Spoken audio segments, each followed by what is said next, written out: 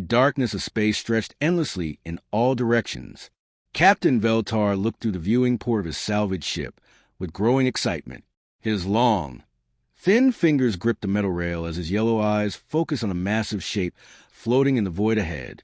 "By the ancient stars," he whispered in his native tongue. "It's real." The human warship hung motionless against the black backdrop of space. It was enormous, easily a kilometer long and bristling with weapon ports that now sat silent and dark. The ship's hull was scarred and blackened in places, telling the story of some terrible battle fought long ago. Lieutenant Kexare approached from behind, his boots clicking on the metal floor. "Sir, our sensor confirm it. No energy readings. No life signs. The ship appears completely dead." Veltar's mouth curved into what humans might recognize as a cruel smile, though his razor-sharp teeth made it far more frightening. The USS Liberty, missing for 3 years after the Battle of Titan's Gate. The humans wrote it off as destroyed. "The salvage rights alone will make us wealthy beyond measure," Kexer said, his voice filled with greed. "Human military technology is worth more than anything else in the galaxy." Veltar nodded slowly. The Zephyrian people had built their fortune on salvaging the remains of other species' wars. They were skilled at finding valuable wreckage and stripping it of anything useful. But this was the prize of a lifetime. Human warships were legendary throughout known space. Other species had faster ships, stronger shields, or more powerful weapons. But humans had something else entirely. They built their war machines with a kind of deadly creativity that made even the bravest alien warriors nervous. The Liberty was one of their dreadnoughts, a class of ship designed to fight entire fleets and win. Its weapons could crack planets, its shields could absorb the combined fire of a dozen enemy vessels, and its armor was made from materials that most species couldn't even identify. "Begin scanning operations," Veltar ordered. "I want to know everything about that ship before we board it." The salvage fleet moved closer to the human vessel. 5 ships in total, each equipped with cutting tools, hauling equipment, and small armies of technicians ready to strip the Liberty down to its bones. This was what the Zephyrians did best. Hours passed as they ran scan after scan. The results were always the same. No power signature, no heat readings, no electromagnetic activity, no signs of life anywhere on the massive ship. It was nothing more than a very large, very valuable piece of space junk. "The reactor is completely cold," reported Chief Technician Mordell. "Whatever happened to this ship, it died a long time ago." "What about the crew?" Veltar asked. "No traces of life anywhere. Either they escaped in pods, or—" Mordell made a gesture that meant death in Zephyrian culture. Veltar studied the readouts on his screens. According to their intelligence, the Liberty had carried a crew of over 3,000 humans. The ship had vanished during a battle with the Kralex Empire, disappearing into some kind of quantum storm. Most assumed it had been destroyed, torn apart by forces beyond anyone's understanding. But here it was, intact and waiting for them. "Sir," Kexer said carefully, "are you certain about this? Human ships are known for their surprises." Veltar's eyes flashed with annoyance. "Are you afraid of a dead ship, Lieutenant?" "No, sir. It's just that humans are known for their tricks. What if this is some kind of trap?" "A trap that's been floating in empty space for 3 years?" Veltar laughed, a sound like grinding metal. "Look at the damage, Kexare. Look at the burn marks, the hull breaches that have been sealed from the inside. This ship limped away from whatever battle killed it and finally died here, alone in the dark." The lieutenant nodded, though he still looked uncomfortable. Stories about human military tactics were common throughout the galaxy. They were a young species, but they had earned a reputation for being unpredictable and extremely dangerous when cornered. "Begin the boarding operation," Veltar commanded. "Teams 1 through 4 will enter through the main cargo bay. Team 5 will cut through the hull near what the humans call the bridge. I want samples of everything: weapons, computers, armor plating, propulsion systems." "What about the reactor core?" Mordell asked. "Leave that for last. Human reactor technology is beyond our understanding, but the materials alone are worth a fortune." The salvage ships moved into position around the Liberty. Cutting beams began to slice through the outer hull, creating entry points for the boarding teams. Sparks flew in the vacuum of space as alien technology met human engineering. The first team entered the cargo bay, their helmet lights cutting through the absolute darkness inside the ship. The air was long gone, vented into space through battle damage that had never been properly repaired. Emergency blast doors had sealed automatically, keeping the damage from spreading through the entire ship. Team 1 is inside, came to report over the communication system, proceeding toward the main corridor. More teams followed, spreading through the ship like infection through a body. They moved carefully, aware that even a dead human warship could be dangerous. Automated systems might still be active. There could be environmental hazards or unstable equipment. But as they explored deeper into the Liberty, the teams found only silence and darkness. The ship was truly dead, its corridors empty and cold. Whatever had happened to crew remained a mystery, but they were definitely gone. "This is Team 3, came another report. "We've reached what looks like the weapons control center. The humans have some kind of targeting computer here that's the size of our entire ship. Team 5 here. The bridge is massive. We count at least 50 control stations. How did the humans operate something this complex?" Veltar smiled as the reports came in. Each discovery meant more wealth, more technology to sell to the highest bidder. The human ship was a treasure beyond imagination, and it was all theirs. "Begin removing everything of value," he ordered. "I want the ship stripped clean within 2 standard days." Deep inside the Liberty, buried in the most protected part of the ship, something stirred. Sensors that had been dormant for 3 years detected the hull breaches. Emergency systems that had been waiting patiently began to wake up. In the medical bay, 2 stasis pods hummed quietly in the darkness, keeping their occupant alive on the edge of death. The ship's artificial intelligence, designation Atlas, had been running on minimal power for 36 months, waiting for the right moment to act. That moment had finally come. The first sign of trouble came when technician Yexval tried to access a human-computer terminal in what the aliens thought was the ship's communication center. His long fingers moved across the strange human controls, but instead of opening the system, he triggered something else entirely. Red lights began flashing along the corridor walls. A blast door, thick as a tree trunk and made of hardened steel, slammed shut behind his team with a sound like thunder. Another door sealed the way forward. In the space of 3 seconds, 6 Epherians found themselves trapped in a section of corridor with no way out. Team 4 command. Yexval spoke into the communicator, his voice tight with worry. "We have a problem." Captain Veltar's voice crackled back through the device. "Report. The blast doors just sealed. We're locked in Section 7 Alpha. The doors won't respond to our cutting tools." On his salvage ship, Veltar felt his stomach drop. "Are you certain the ship is dead?" "Sir, we've been monitoring for hours. There's been no change in power readings, no." Yexval's words were cut off by a new sound echoing through the trapped section. It was a mechanical humming, like machinery coming to life. Then the lights in the corridor went out, leaving the Zephyrians in complete darkness. Emergency lighting kicked in a moment later, but it was dim and red, casting everything in an eerie glow. Through the ship's communication system, a voice spoke in perfect Zephyrian. "Attention, unauthorized personnel. You are trespassing on a United Earth Forces military vessel. Surrender immediately and you will be processed according to military law." The voice belonged to Atlas, but the AI had modified it to sound cold and threatening. The words echoed through every section of the ship where Zephyrian teams were working. Deep in Medical Bay, Danny Foster smiled as he watched the aliens on the screens. Some teams had stopped what they were doing and were looking around nervously. Others were trying to cut through the blast doors that had sealed them in. "Phase 1 complete," he told Kate. "All teams are isolated and trapped in their current sections." Kate was studying the biological data that Atlas had collected on their unwelcome guests. "I've analyzed their atmosphere requirements. The Zephyrians breathe a nitrogen-oxygen mix, but they need a much higher oxygen concentration than humans do. Can you use that?" "Oh, yes," Kate said with a grim smile. "Their respiratory system is actually quite fragile. A few chemical modifications to the air supply, and they'll be unconscious in minutes. Danny nodded and turned back to his console. Atlas, begin Phase 2.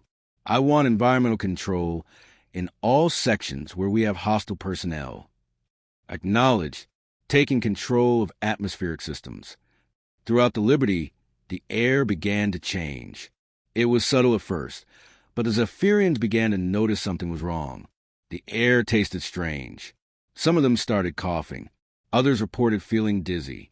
In Section 7 Alpha, Technician Yexval was the first to understand what was happening.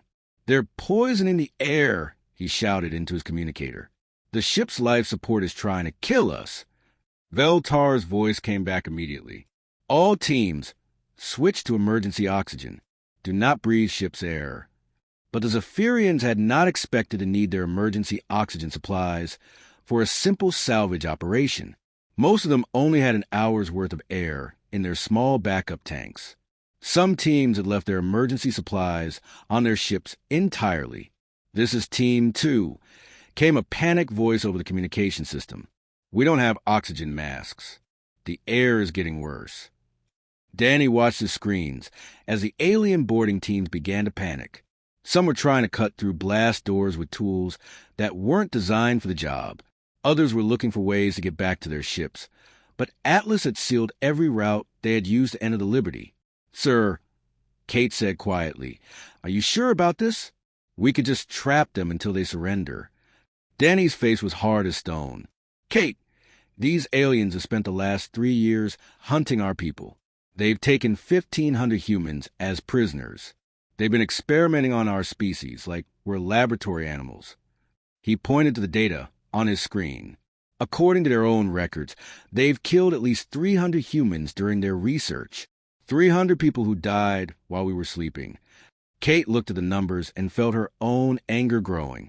As a doctor, her job was to preserve life, but these aliens have been systematically destroying human lives for years. "You're right," she said finally. "What's Phase 3? Danny's smile was cold as winter. "Phase 3 is when we stop playing defense." "Atlas," he called out, "are the internal weapon systems online?" "Affirmative. All defensive turrets are powered and ready." The Liberty's internal defense systems were designed for exactly this situation. Hidden panels in the walls and ceilings concealed automated weapons that could emerge when the ship was boarded. Each turret was equipped with sensors that could tell the difference between human crew members and hostile aliens. "Begin selective targeting. Non-lethal first, but I want them to know they're in a fight." "Understood." In Section 12, where Team 3 was trying to dismantle a human weapon system, hidden panels in the ceiling suddenly opened. 3 small turrets emerged, each one equipped with stunning weapons designed to incapacitate rather than kill. The Zephyrians barely had time to look up before the turrets fired. Beams of energy struck each alien, sending them crashing to the floor unconscious. The turrets immediately retracted back into the ceiling, leaving no trace they had ever been there. "Team 3, respond." Veltar called over the communicator. When he got no answer, his voice became more urgent. "Any team, respond command." "Team 1 here," came a shaky voice. "Sir, something's hunting us in here. Weapons just came out of the walls and knocked out Team 3. "Team 5 reporting," said another voice. "The ship is fighting back. It knows we're here." Veltar stared at the human warship through his viewing port. The massive vessel still showed no external signs of life, but clearly something was very wrong with their salvage operation. "All teams, abort mission. Return to your ships immediately." But when the Zephyrian teams tried to leave, they found that every exit had been sealed. The routes they had cut through the hull were blocked by blast doors that their tools couldn't penetrate. The docking ports they had used were locked down tight. In the medical bay, Danny watched the panic spreading through the alien teams.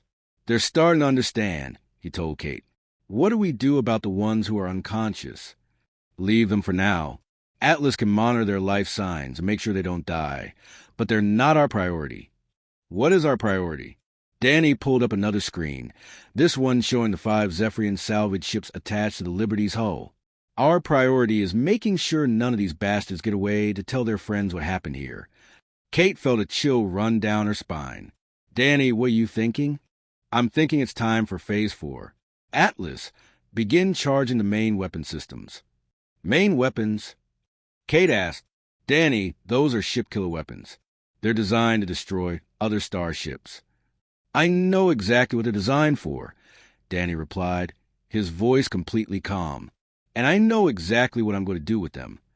On the screens, the remaining Zephyrian teams were becoming more desperate. Some were trying to break through blast doors. Others were looking for alternative routes back to their ships. A few were trying to contact their command vessel for help. But the Liberty was no longer the dead hulk they thought they had boarded. It was a predator, and they were the prey. Captain Veltar paced back and forth on the bridge of his salvage ship, his yellow eyes fixed on the massive human warship floating before them. Something had gone terribly wrong with their operation, and he was beginning to suspect they had made a fatal mistake. Sir, his communications officer called out, we're receiving a transmission from the human ship.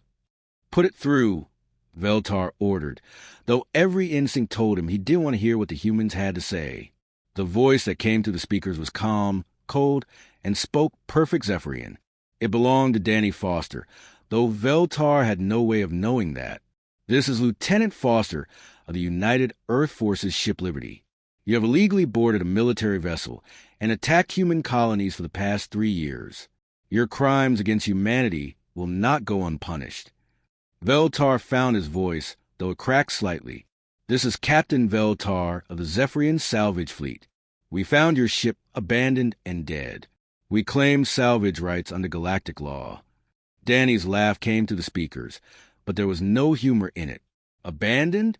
Captain, did you really think a human warship could ever be truly abandoned? We don't leave our ships behind, and we never forget our enemies. On the screens around him, Veltar could see his boarding teams trapped inside the Liberty. Some were unconscious from the ship's defensive systems. Others were running low on oxygen as they tried desperately to find a way back to their ships. I demand the safe return of my people, Veltar said, trying to sound more confident than he felt.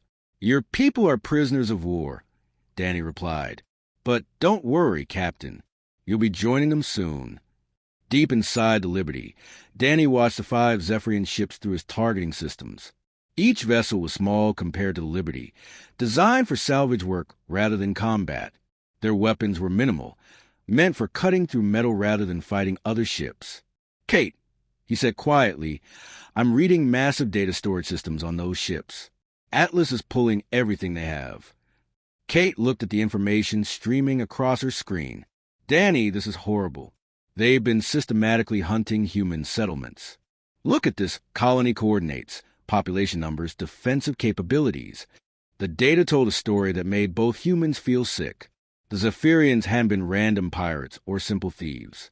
They had been conducting an organized campaign against isolated human colonies, taking prisoners and stealing technology. According to this, Kate continued, they've hit 12 different worlds, not just taking salvage, but actually raiding populated areas. They've been selling humans as slaves. Danny's hands tightened on his controls. Atlas, confirm that data. Are you seeing evidence of human trafficking? Confirmed, AI replied. Zephyrian records show the sale of 1,247 human prisoners to various alien markets. Current status of those individuals is unknown. Slave markets, Kate whispered. They've been selling our people as slaves. Danny stared at the enemy ships on his screen. These weren't just thieves who had boarded his vessel. They were slavers, kidnappers, and murderers who had spent 3 years preying on defenseless human colonies. Captain Veltar, he spoke into the communicator, I've just finished reviewing your ship's records. Very interesting reading. There was silence from the Zephyrian ship. Did you really think you could hunt humans for 3 years without consequences? Danny continued. Did you think we would never find out about the colonies you attacked? The people you sold into slavery? Veltar's voice, when it came back, was much quieter. I don't know what you're talking about. Killed during your raids. Danny's voice grew harder with each word. You made a mistake, Captain. You thought humans were easy prey because we're a young species. But you forgot something important about humans. What? Veltar asked, though he sounded like he didn't want to know the answer. We don't forgive, and we never, ever forget. On the Liberty's bridge, weapon systems that had been dormant for 3 years were finally coming fully online. The ship's main guns were massive, designed to punch through the armor of enemy battleships. Its missile systems could launch torpedoes with enough power to crack open a moon. Against the small Zephyrian salvage ships, the Liberty's weapons were like using a sword to swat insects. Atlas, Danny said quietly, target the engine systems on all 5 ships. I want them disabled, not destroyed. Why not destroy them? Kate asked, because I want their communication systems intact. I want them to call for help. Kate stared at him. You want more of them to come here? Danny's smile was cold as space itself. Kate, we've been asleep for 3 years while these monsters hunted our people. How many colonies do you think are still out there, defenseless and alone? She began to understand. You want to draw them all here. Every ship, every fleet, every Zephyrian military vessel in this sector. I want them all to come running when they hear that their precious salvage fleet is in trouble. Danny, there's only 2 of us in one ship. 1 human ship, Danny corrected. The Liberty was designed to fight entire fleets. It's time to see if our engineers knew what they were doing. The first shot came without warning. A beam of energy lanced out from the Liberty's forward guns and struck the nearest Zephyrian ship's engine compartment. The alien vessel shuddered and went dead in space, its propulsion system completely destroyed but its hull intact. Direct hit on salvage ship number 1, Atlas reported. Engine systems disabled. Ship is intact but immobilized. The second shot followed immediately, targeting another vessel, then a third. In the space of 30 seconds, 3 of the 5 Zephyrian ships were floating helpless in space. This is Captain Veltar, came the panicked voice over the communicator. Cease fire. We surrender. No surrender. Danny replied calmly. You didn't accept surrender from the human colonies you attacked. The 4th shot disabled Veltar's command ship, leaving it spinning slowly in space with its engines destroyed. The 5th ship tried to run, but the Liberty's weapons had a much longer range than the Zephyrian vessel could travel. In minutes, all 5 enemy ships were dead in space, their crews trapped and helpless. Now, Danny said, we sent a message. Atlas, patch me into their emergency communication system. I want this broadcast on all Zephyrian military frequencies. Channel open. Danny's voice went out across space, carrying to every Zephyrian ship and station within 50 light years. This is Lieutenant Danny Foster of the United Earth Forces. For 3 years, your people have attacked human colonies and taken our people as slaves. Today, that ends. He paused, looking at Kate, who nodded encouragement. Any Zephyrian military vessel that wants to rescue these ships is welcome to try. You'll find us at the following coordinates, waiting. But be warned, the USS Liberty is no longer playing dead. We're awake now and we're angry. Danny cut the transmission and leaned back in his chair. How long do you think it will take them to get here? Kate checked the stellar charts. The nearest Zephyrian military base is about 8 hours away at maximum speed. Good, Danny said, beginning to power up more of the Liberty systems. That gives us time to prepare a proper welcome. 8 hours later, the Zephyrian rescue fleet arrived expecting to find their salvage ships in trouble with a single damaged human vessel. Instead, they found something that would haunt their nightmares for the rest of their lives. The USS Liberty hung in space like a sleeping giant, its hull gleaming under the light of the distant star. The 5 disabled Zephyrian salvage ships floated nearby, their crews trapped and helpless. But the human warship itself looked nothing like the dead hulk their people had tried to board. Every weapon port glowed with contained energy. Shield generators hummed with power that made space itself shimmer around the massive vessel. The Liberty's engines burned with the blue-white fire of a reactor running at full capacity. Admiral Kethmar, commanding the Zephyrian rescue fleet, stared at the human ship through his bridge's viewing screen. He commanded 12 warships, each one equipped with the best weapons and shields his people could build. Against a single human vessel, even a dreadnought, he should have had an overwhelming advantage. But something about the Liberty made him hesitate. "Sir," his sensor operator reported, "the human ship is hailing us." "Put it through." Danny Foster's voice came over the communication system, calm and conversational. "Admiral Kethmar of the Zephyrian Navy. I've been looking forward to meeting you." "How do you know my name?" the Admiral demanded. "Your salvage teams were kind enough to provide us with your fleet's complete personnel records," Danny replied, "along with detailed information about every human colony your people have attacked in the past 3 years. Kethmar felt ice form in his stomach. The salvage operation had been a secret military mission designed to gather intelligence on human defenses while stealing their technology. If the humans had access to those records, "I demand the immediate release of Zephyrian personnel," he said, trying to sound authoritative. "I'm afraid that's not going to happen, Admiral. You see, I've spent the last 8 hours reviewing your files. Very interesting reading." Danny's voice grew colder. "Operation Silent Harvest.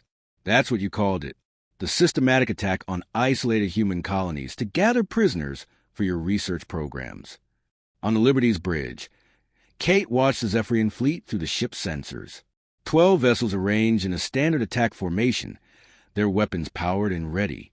Any normal ship would be hopelessly outnumbered. But the Liberty was not a normal ship. "Danny," she said quietly, "are you sure about this? 12 to 1 are bad odds, even for us." Danny looked at her with complete confidence. "Kate, the Liberty was designed by humans who understood something that most species don't. It's not about having the biggest guns or the strongest shields. What is it about? It's about being smarter, faster, and more ruthless than your enemies. And right now, those Ephirians are about to learn what happens when you underestimate human engineering." Admiral Kethmar was growing impatient. "Human vessel, you are outnumbered 12 to 1. Surrender now and we will consider showing mercy." Danny's laugh came through the communicator. "Admiral, I'd like you to meet someone. Atlas, please introduce yourself." The ship's artificial intelligence spoke in perfect Zephyrian, but with a tone that made every alien on every ship feel suddenly cold. "I am Atlas, tactical intelligence of the USS Liberty. I have been analyzing your fleet's capabilities for the past 8 hours. Your ships carry standard Zephyrian military equipment. Shield strength, weapon range, and tactical systems are all within expected parameters. You present no significant threat to this vessel." Kethmar's pride flared. "We'll see about that. All ships, attack formation. Target the human vessel's weapon systems." The Zephyrian fleet moved forward, their guns charging for first attack. But before they could fire, something impossible happened. The Liberty simply vanished. "Where did it go?" Someone shouted over the Zephyrian communication system. "How can something that big just disappear?" "Stealth systems." Admiral Kethmar breathed. "The humans have stealth technology." For 30 seconds, the Zephyrian ships fired wildly into empty space, trying to hit a target they couldn't see. Their sensors showed nothing but empty void where the massive human warship had been. Then the Liberty reappeared, directly behind the Zephyrian formation. The first shot from the Liberty's main gun struck Admiral Kethmar's flagship amidships. The Zephyrian vessel's shields flared and collapsed instantly, overwhelmed by energy levels they had never been designed to handle. The ship's hull cracked like an egg, though the Liberty's computers had carefully calculated the shot to disable rather than destroy.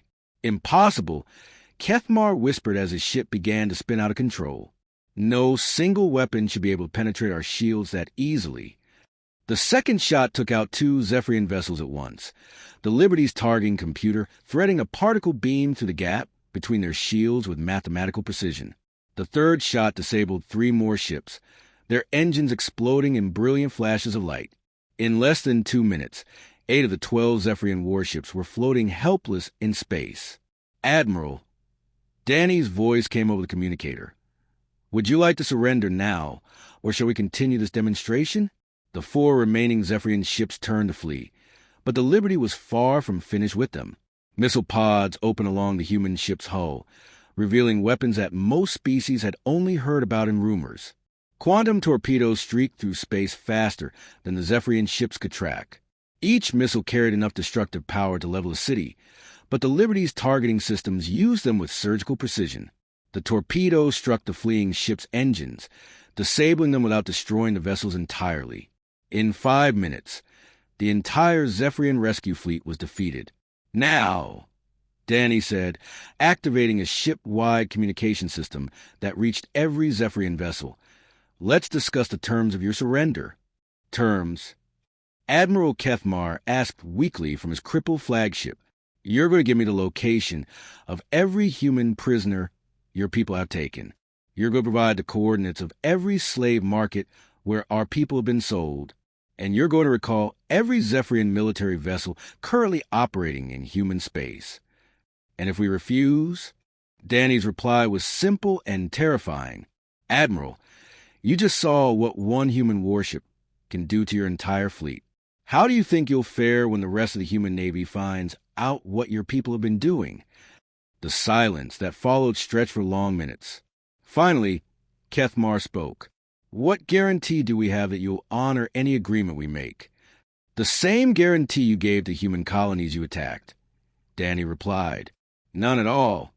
Kate watched the defeated Zephyrian fleet on her screens. "Danny, what happens now?" "Now we gather every piece of intelligence these ships contain. We find out where our people are being held, and we go get them back." "Just us?" Danny smiled, but this time there was warmth in it instead of cold anger. "Kate, do you really think Earth stopped building ships after the Liberty disappeared?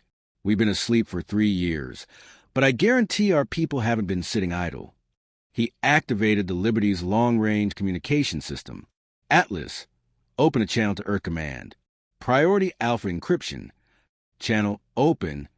Earth Command, this is USS Liberty Actual. Lieutenant Danny Foster reporting. The ship is operational and combat ready. We have intelligence on hostile alien activities and require immediate fleet support for rescue operations." The response came back within minutes, and Kate could hear the shock in the human commander's voice. "Liberty, this is Admiral Sarah Martinez. Earth Command. We thought you were destroyed 3 years ago." "Negative, Admiral. We were playing dead and gathering intelligence. I'm transmitting complete records of Zephyrian military operations against human colonies. We have over 1,500 of our people to bring home." "Understood, Liberty. Fleet units are already moving to your position. Welcome back."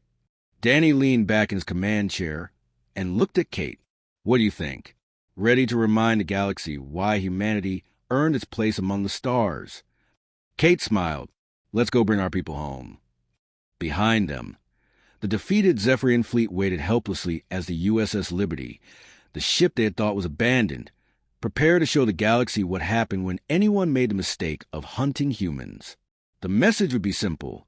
Humanity protects its own, and the debt was always collected in full.